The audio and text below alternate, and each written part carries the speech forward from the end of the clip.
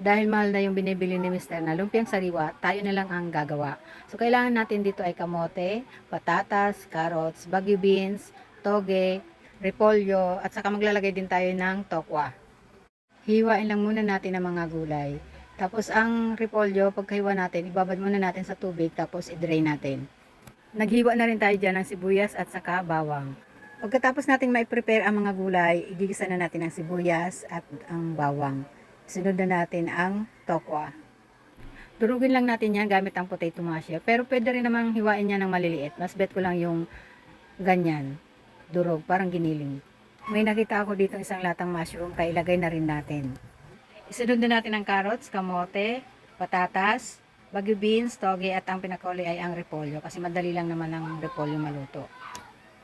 Haluin lang natin mabuti. At paglagay tayo ng seasoning. Hindi na po ako naglagay dyan ng tubig. Hinayaan ko lang yan na maluto ng ganyan. Basta hinahalo ko lang po palagi para pantay ang pagkakaluto ng mga gulay. Tapos takpan po muna natin para mas maluto siya agad.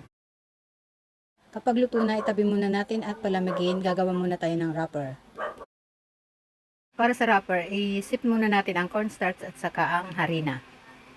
Next, ilagay na natin ang tubig, itlog, oil at ang asin.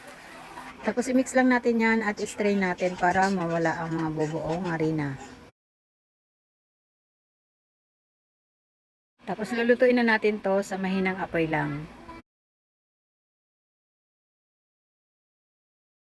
Tabi muna natin to, magluto naman tayo ng sauce. Dito sa pan, maglagay tayo ng tubig, toyo, cornstarch, asukal, bawang, paminta at asin.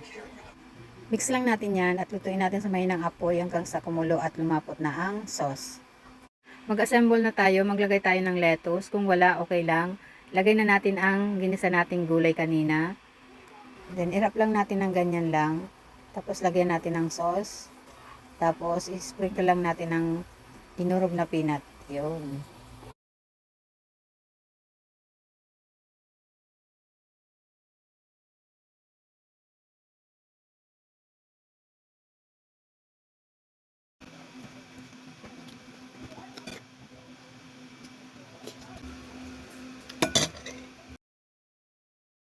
Kung naubusan na kayo ng wrapper, pwede namang lumpiang hubad na lang. O, diba? Pwede rin naman ganyan lang.